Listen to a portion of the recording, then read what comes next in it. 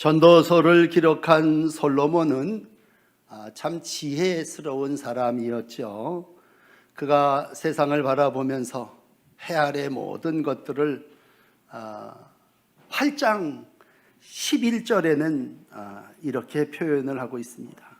악한 일에 관한 징벌이 속히 실행되지 아니하므로 인생들이 악을 행하는데 마음이 담대하도다. 좀 악인들이 즉시로 좀 벌을 받아버려야 되는데 악을 행하는데 계속해서 담대해질 수 있었던 것은 악인이, 죄인이 죄를 100번 짓고도 악을 행하고도 그 사람이 장수하기 때문이다.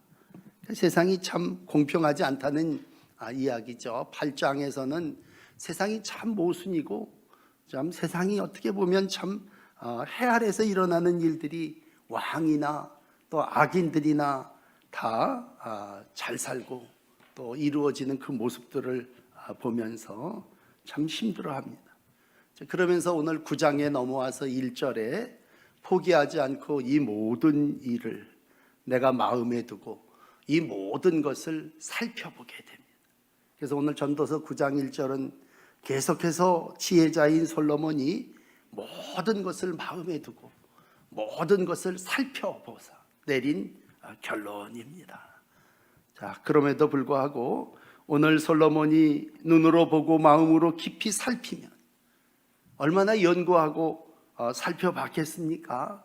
그러면서 오늘 이제 또 결론을 인생에 대한 처방을 내려주시고 있습니다.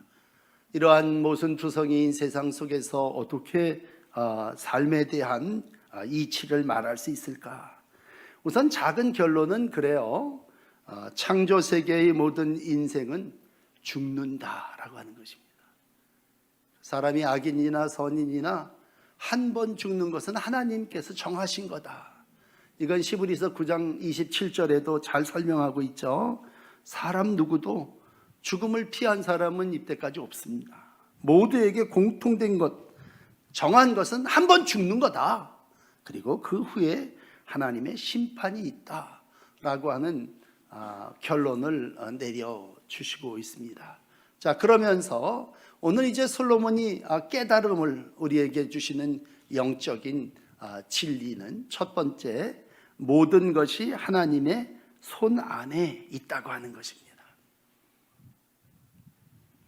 다른 말로 표현을 한다면 하나님이 다스리신다고 하는 것이죠. 삶의 주인이 인간이 아니라 하나님이시라고 하는 것입니다. 하나님께서는 인간의 모든 일들을 통치하시는데 그분이 만유보다 크신 분이시고 세상 말로 큰 손이신 하나님이 모든 것을 통치하신다고 할 때 시편 37편 24절은 이렇게 얘기해요. 여호와께서 사람의 걸음도 정하시고 그 가는 길도 기뻐하시니 사람이 가다가 넘어지지만 아두 넘어지지 아니함은 여호와께서 그의 손으로 붙드십니다. 우리가 인생 살아나가며 의인도 악인도 넘어지지만 이 세파 속에 모두가 다 잠기고 흔들리지만 아주 넘어지지 않는 인간이 있는데 그 인간은 하나님의 손이 붙잡아 주셨기 때문이다. 그래서 이런 간증 고백들을 복음성가가 참 잘 표현을 많이 하죠. 옛날에 많이 불렀던 주님이여 이 손을 꼭 잡고 가소서, 약하고 피곤한 이 몸 폭풍의 흑암 속 했지, 그렇게 우리가 복음성가를 불렀다면 인생은 다 약하고 넘어지지만 하나님 그러니 내 손 좀 붙잡아 주세요, 그런 얘기죠. 이 말의 뜻은 내 삶의 주인이 내가 아니라고 하는 것입니다. 여러분, 우리가 믿음으로 인정하고 시작하는 첫 번째는요, 내가 내 삶의 주인이 아니라는 것입니다. 내가 신되어서 내 맘대로 내 인생을 결정하는 게 아니라 자기가 우상이 되어서 나 중심으로 모든 것을 살아나가는 것이 아니라 또 복음성가의 고백처럼 내가 주인 삼은 모든 것을 내려놓고 하나님을 주인 삼고 하나님의 주권과 섭리를 인정하며 살아나가는 것입니다. 그러므로 오늘 예배하는 우리는 누굽니까? 우리는 다 하나님의 손 안에 있는 사람들입니다.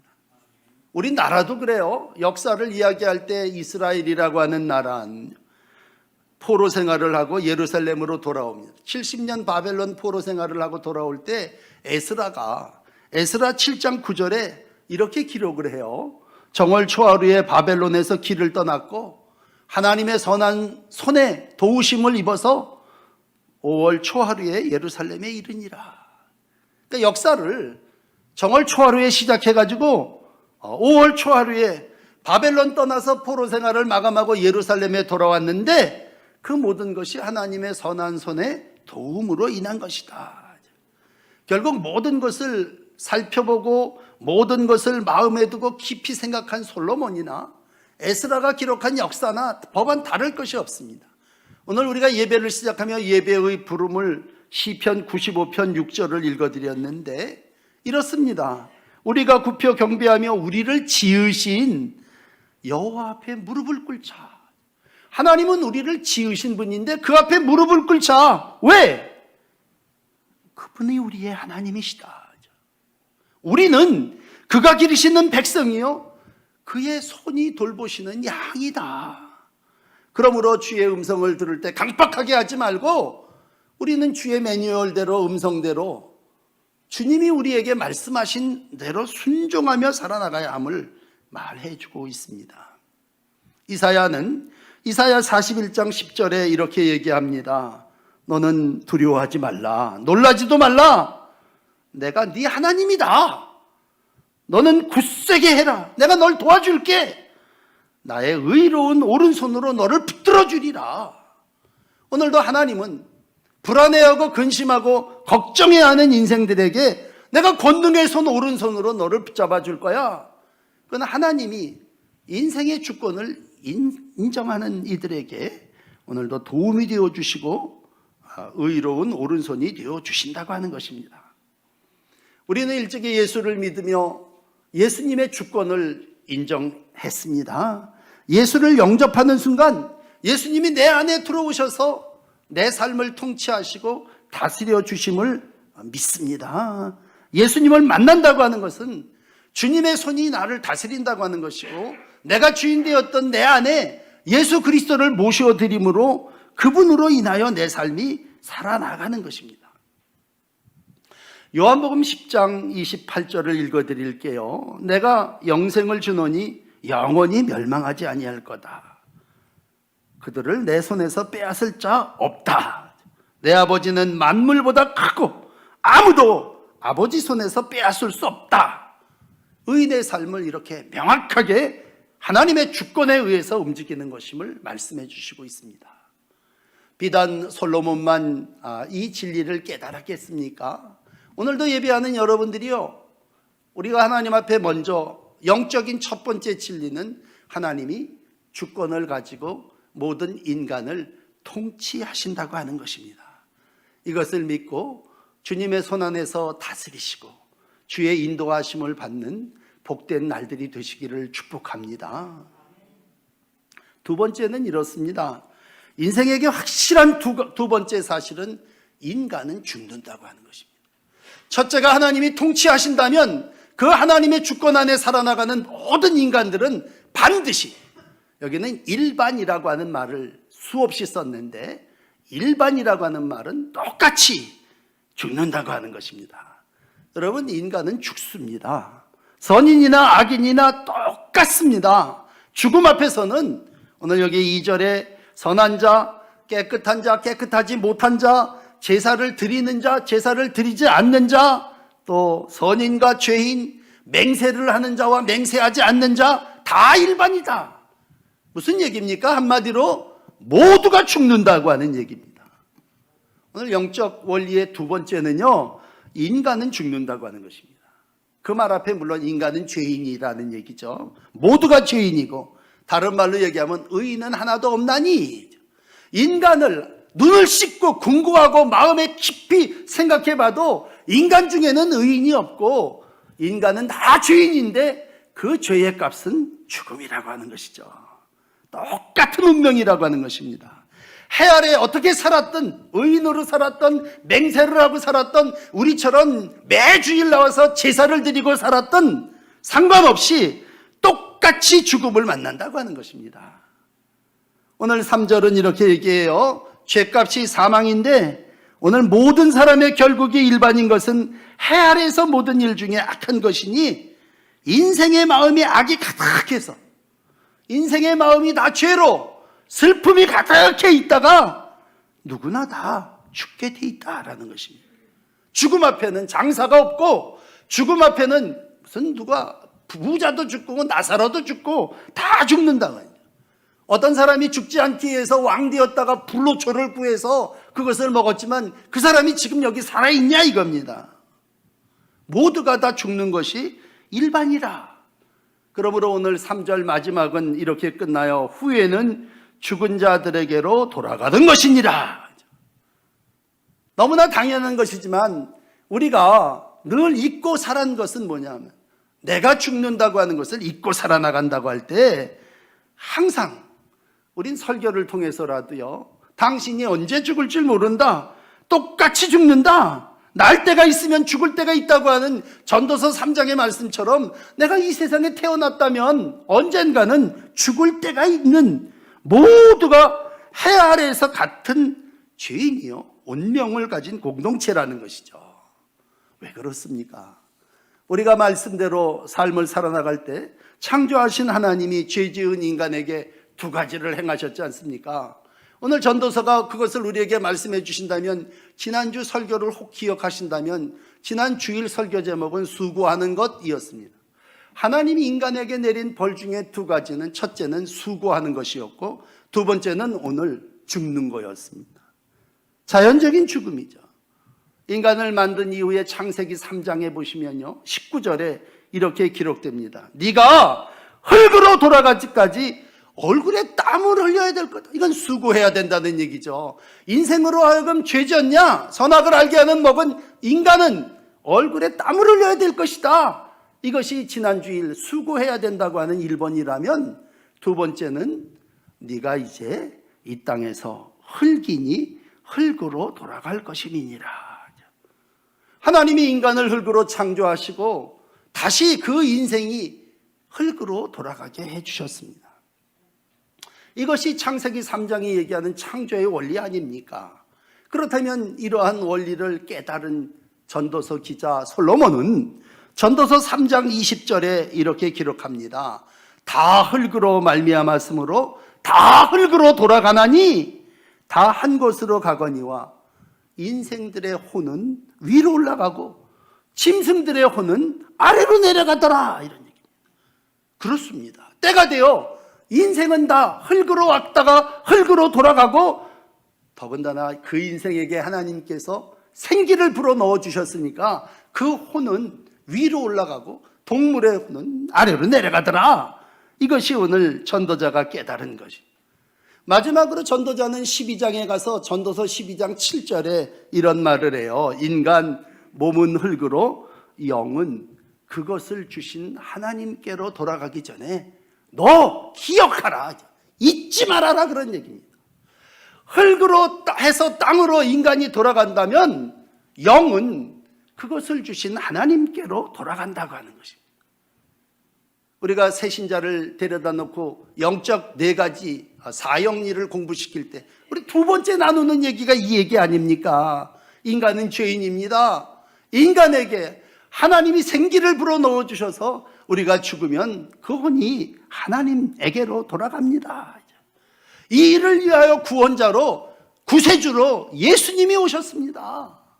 이사야 9장 1절에 보면 예수님이 이 땅에 죽음의 문제로 흙으로 돌아가는 인생들을 해결하기 위해서 흑암 중에 행하던 백성에게 큰 빛으로, 사망의 그늘진 땅에 거하던 백성에게 빛을 비추셨는데, 그러므로 누구든지 이 예수를 믿으면 우리가 이 땅에서 죽지만 그 영이 하나님에게로 돌아갑니다.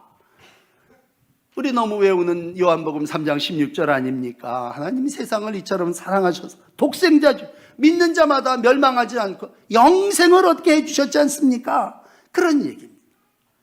여러분, 오늘 너무 쉬운 설교를 들으십니다만 우리 인간에게 분명한 일반적인 것, 선인이나 악인이나 제사를 드리는 자나 제사를 드리지 않는 사람들이나 모두가 다 죽는다고 하는 것입니다. 창조하신 하나님께서 인생을 그렇게 만드셨고 인생이 그러하다는 것을 우리가 다시 한번 깨닫는 지혜가 여러분들에게 있어지시기를 축복합니다. 자, 그렇다면 하나님의 섭리 안에 있는 인생이, 죽을 인간이 그러면 어떻게 살아야 되느냐라고 하는 마지막 세 번째의 말씀, 4절서부터 6절까지의 말씀입니다. 한마디로 살아있다고 하는 것은 죽음보다 낫다고 하는 것을 산 개가 죽은 사자보다 낫기 때문이라고 하는 4절의 말씀으로 설명해 주시고 있습니다. 우리가 모두 죽는다면 살아있다고 하는 것이 얼마나 소망이냐라고 하는 소망입니다. 여러분, 개는요, 토한 것도 먹는 불결한 혐오스러운 동물입니다. 그래서 유대인들은요, 개를 부정한 동물로 취급을 했습니다. 그런데 상대적으로 사자는요, 동물 중에 왕이었습니다. 용기 있고요, 우월하고요, 사자가 한번 소리치고 뛰면 동물 최고의. 그렇지만 오늘 아랍의 속담입니다만 죽은 사자가 있고 산 개가 있습니다. 살아있을 때는 이건 잽이 안 되죠. 어떻게 사자하고 개하고 비교를 할 수 있습니까? 그런데 여기 있는 사자는 죽었어요. 여기 있는 개는요, 살아있어요. 어느 게 낫냐? 오늘 솔로몬이 질문을 던질 때 생명이 있는 것이 낫다고 하는 것입니다. 왜? 도대체 죽었다고 하는 것과 살았다고 하는 것의 차이가 뭐냐? 오늘 5절은 그걸 이렇게 설명하네요. 살았다고 하는 것은 내일을 준비할 수 있고 소망을 가질 수 있다고 하는 것입니다. 산 자는요, 아직 죽을 날이 있다고 하는 것입니다. 산 자들은 죽을 준비를 할 수 있다는 얘기입니다. 근데 죽은 자는 죽을 준비를 못 한다는 얘기입니다. 그래서 우리가 예수를 믿고 평생 예수를 영접하지 않는 분을 죽음을 앞두고 임종 앞에서 목사를 데려다가 이 사람 좀 기도해 주세요. 그냥 입도 열지 못하는 분을 그냥 임종 기도를 따라하라 그러고, 왜? 아직까지 살아있기 때문에 영접 기도를 시키고 천국 소망을 하나님에게로 올라가기를 간절히 원하는 건 뭡니까? 그 사람이 아직까지는 살아있기 때문이죠. 그러나 죽으면 못합니다. 죽은 사람에게 무슨 말을 시키고 죽은 사람을 무슨 회개시킬 수 있습니까? 오늘 5절은 죽으면 그 사람 상도 받을 수 없고요, 죽음은 그 사람의 이름이 잊어버린 바 됨이니라, 이렇게 말씀한다면 살아있는 동안에 회개도 할 수 있는 거고, 살아있기 때문에 오늘도 우리 가운데 소망이 있다고 할 때 전도자는 삶의 가치를 최고로 여겼습니다. 개같이 살더라도 살아야 된다. 사자같이 죽으면 아무것도 더 이상 힘도 쓸 수 없고 용맹도 이룰 수 없다라고 하는 말씀을 주신다면, 죽은 다음에는 아무것도 할 수 없다고 하는 거예요. 이 말의 뜻은요, 참 지혜스럽게 받아들이셔야 되는데, 죽은 자를 위해서 시간을 쓰는 사람은 소용없다는 얘기입니다. 유교의 가르침하고는 좀 달라요. 우린 죽은 자를 위해서 3년상을 치르고 정성을 들이지만 죽음은 끝입니다. 여러분, 모세의 죽음 앞에 하나님께서 여호수아를 불러 앉힙니다. 그 구약의 최고의 지도자였던 모세가 죽지 않습니까? 근데 모세가 죽고 나니까 하나님께서 여호수아를 불러갖고, 여호수아야 너 이리 와라. 여호수아 1장 1절과 2절에 보면요, 내 종 모세가 죽었다. 내 종 모세가 죽었으니 그러면 어떡하라는 얘기예요? 가서 장례 지내고 슬퍼하고 애통하고 애곡하고 가서 무덤을 잘 만들려는 얘기입니까? 아니에요. 여호수아에게 이렇게 얘기합니다. 이제 너는 가서 모든 백성 이스라엘을 다 데리고 일어나 내가 너에게 주는 그 땅으로 가라. 결국 죽은 자는 죽은 자에게, 장사진에게 두고 산 자는 나를 따르라고 하시는 예수님의 말씀입니다. 내 종 모세가 죽었으니 이제는 그 뒤를 이어서 네가 이스라엘 자손 그 땅으로 인도해 가라라고 하는 말씀입니다. 죽은 자는 이미 모세라 할지라도 죽었다는 얘기입니다. 하나의 예를 더 들어드린다면요, 구약의 또 대표적인 인물이 다윗 아닙니까? 다윗이 우리아하고 간통죄를 저질러 갖고 애를 하나 낳지 않습니까? 하나님이 그 아이를 치셔서 죽죠. 사무엘하 2장에 보시면요, 아이를 위해서 다윗이 밤새도록 기도합니다. 아무것도 안 먹어요. 금식합니다. 땅에 엎드려 갖고 밤새도록 엎드려서 기도했는데 그 아이가 7일 만에 죽어버립니다. 그러니까 옆에서 그걸 보고 있던 신하들이요, 야, 살아있을 때도 저렇게 상심하고 근심하고 먹지도 않고 밤새도록 기도하셨으니 저거 이제 죽었으니 저거 어떡할까 걱정하죠. 근데 다윗은 사무엘하 12장 22절에 말씀이 있거든요. 아이가 살았을 때는 내가 금식하고 우은 것은 혹시 하나님께서 나를 불쌍히 여기셔서 아이를 살려줄까 생각했. 그런데 이제 죽었다 이거냐. 내가 왜 금식하냐? 그가 다시 돌아올 수 있냐? 없다는 얘기입니다. 나는 그에게로 살았기 때문에 갈 수는 있지만 죽은 그는 이제 다시는 나에게로 돌아오지 아니하리라. 이게 다윗이 가졌던 분명한 신앙이었습니다. 이미 죽은 걸 어떡하냐라는 얘기죠. 죽음은 단절이고, 죽은 자를 위해서 우리가 애곡해봐야 그 죽은 자가 살아 돌아오느냐라고 했을 때 비통하며 과거에 얽매이는 것은 솔로몬이 볼 때도 지혜롭지 못하다고 하는 것이죠. 여러분, 죽은 자는 어떻습니까? 아무 감정이 없습니다. 우리가 옛날 성경 공부할 때 요한계시록을 공부하면서 살았다고 하는 이름은 있으나 실상은 죽은 자로다. 그래서 그걸 산송장이라고 그랬고, 그때 내가 아이들을 데리고 했던 게 뭐냐면, 여러분 퀴즈를 하나 낼 텐데 죽은 송장은 몇 도일 것 같습니까? 여러분, 죽은 사람 온도가 몇 도일 것 같습니까? 살아있을 때는 오늘도 체온계에다가 이렇게 얹고 정상입니다. 근데 죽으면 뭐예요? 죽은 사람은 그날의 날씨가 그 사람의 몸이죠. 냉동고에 갖다 놓으면 냉동고 온도가 그 사람의 온도겠죠. 죽었다는 얘기는 감정도 없다는 얘기지만 아무 존재가 아니라는 것이죠. 성경이 우리에게 말씀하는 세 가지의 감정은 6절이 사랑, 미움, 시기다. 사랑, 미움, 시기. 죽은 사람에게는 일단 감정이 아무것도 없다고 하는 얘기예요. 오늘 6절은 이렇게 끝나요. 돌아갈 목은 영원히 없느니라. 해 아래에서 죽은 사람은 이제 영원히 아무것도 할 수 없다고 하는 얘기입니다. 이 얘기의 결론은 그렇습니다. 그러므로 살아있다고 하는 것이 중요한 것이고, 산 자와 죽은 자 사이에 우리가 살아있을 때 여기 하나님께서 우리에게 주신 삶을 살아나가야 한다고 하는 거예요. 그러니까 하나님이 여호수아에게 하셨던 말씀이나 다윗이 자기의 아기가 죽고 난 다음에 내렸던 결론입니다.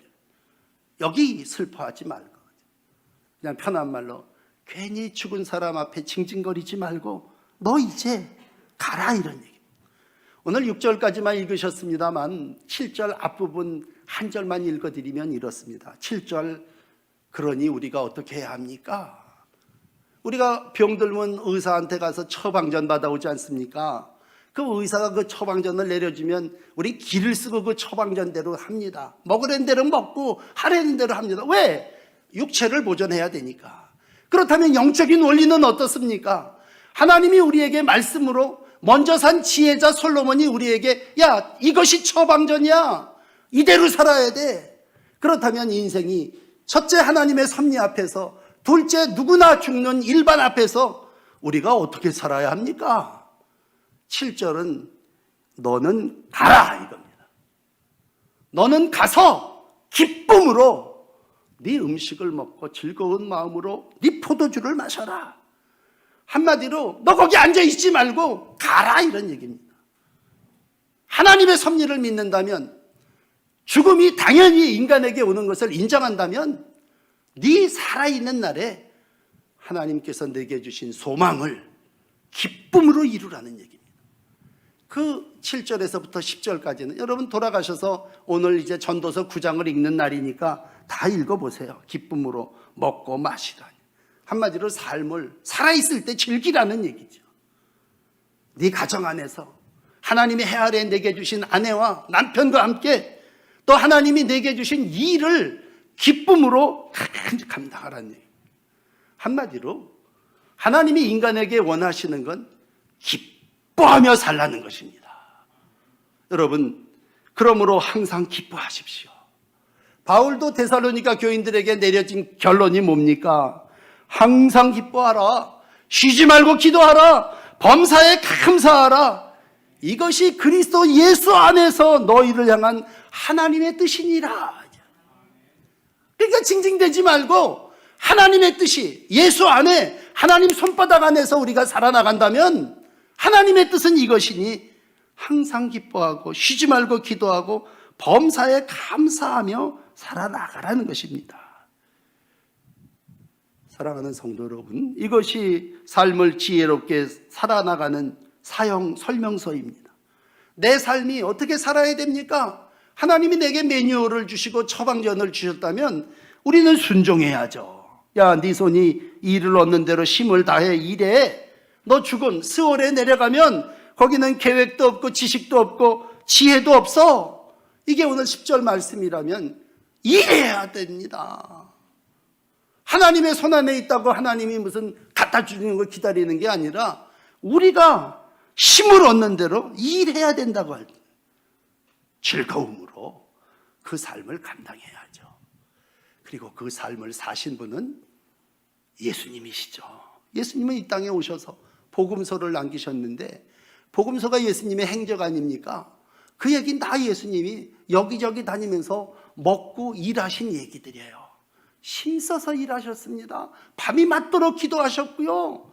밤새도록 기도하신 후에도 아침에 일어나서 많은 병자들을 돌보시고 백성들을 가르치시고 또 많은 이들과 더불어 음식을 잡수셨습니다. 그래서 어떤 사람은요, 예수님을 비난하면서 저 탐욕, 탐심이 가득한 자라고 비평하기도 해서. 왜? 예수님은 이 절망적인 세상 속에서 제자들을 데리고 다니면서 참 음식도 많이 잡수시고 포도주로 기쁨의 삶이 뭔가를 보여주셨습니다. 예수님은 보여주셨고 오늘 솔로몬은 그걸 간절히 마음에 생각하고 궁구하고 고민하고 걱정하면서 오늘 우리에게 내린 결론입니다. 일상을 기쁨으로 살아라. 산다는 게 뭡니까? 여러분, 애가 이 땅에 태어나서 자궁을 열고 딱 나오면 엄마 젖을 먹기 시작하는, 먹는 게 사는 거 아닙니까? 죽는다는 게 뭡니까? 곡기를 끊는 게 죽는 거 아닙니까? 이제 수저 오셨습니다. 그 얘기는 돌아가셨다는 얘기 아닙니까? 사람이 살고 죽는 사이에 우리가 먹어야 된다면 기쁨으로 먹으라는 얘기죠. 살아있는 동안에 기회가 있으니까 내가 좀 개같이 하나님이 우리에게 주신 삶을 열심히 살아나가야 한다는 것이죠. 오늘도 살아있다고 하는 것은 하나님의 말씀을 들을 수 있다는 얘기입니다. 그 얘기는 오늘도 우리가 하나님께서 주신 매뉴얼, 하나님이 우리에게 주신 말씀에 순종할 수 있다면 여러분, 그건 내가 아직은 살아있다고 하는 것이고 내가 회개할 수 있다고 하는 건 내가 아직은 바꿀 수 있다는 거 아닙니까? 내 모습이 이대로 끝나는 것이 아니라 내 삶이 또 다른 하나님이 원하시는 자의 삶으로 바꾸어 나갈 수 있다고 하는 것입니다. 오늘도 솔로몬이 경험한 지혜가 여러분의 것이 되시기를 축복합니다. 기도하십시다. 살아서 주의 음성을 듣게 하시고 우리가 이 땅을 살아나가면서 깨닫는 한 가지는 모든 것이 하나님의 손 안에서 하나님의 주권과 섭리로 이루어진다는 것입니다. 또 하나 깨닫는 것은 모든 인간은 죄인이라 죽는다고 하는 것입니다. 주님, 부정하지 않게 하시고 불신하지 않게 하시고 오늘도 하나님이 우리에게 주신 이 삶의 진리를 아는 대로 살아있는 동안 소망 갖고 기쁨으로 나의 날 일들을 이루어가게 하여 주옵소서. 오늘도 먼저 인생을 산 솔로몬이 지혜롭게 사는 방법을, 인생 설명서를 우리에게 일러주셨는데 주님, 딴짓하지 않게 하시고 말씀대로 살게 하여 주시고 우리가 하나님 주신 가정, 하나님이 주신 일터에서 힘을 다하여 기쁨으로 삶을 감당하는 복된 날들이 되게 하여 주시옵소서. 이 일을 이루어내기 위해서 예수님도 이 땅에 보내주시고 은혜로 많은 것들을 허락해 주심을 감사합니다. 예수 따라 살게 하시고 우리가 모든 일들 속에 기쁨 충만한 날들을 살게 하여 주시옵소서. 특별히 하나님, 우리의 식탁이 성별되기를 원합니다. 모든 가정들의 기쁨의 식탁이 넘치게 하여 주시고 온 가족들, 식구들이 한 상에서 즐거이 먹고 마시며 하나님이 주시는 삶의 기쁨을 가정과 둥지에서 누리도록 축복하여 주시옵소서. 예수님 이름으로 기도드립니다. 아멘.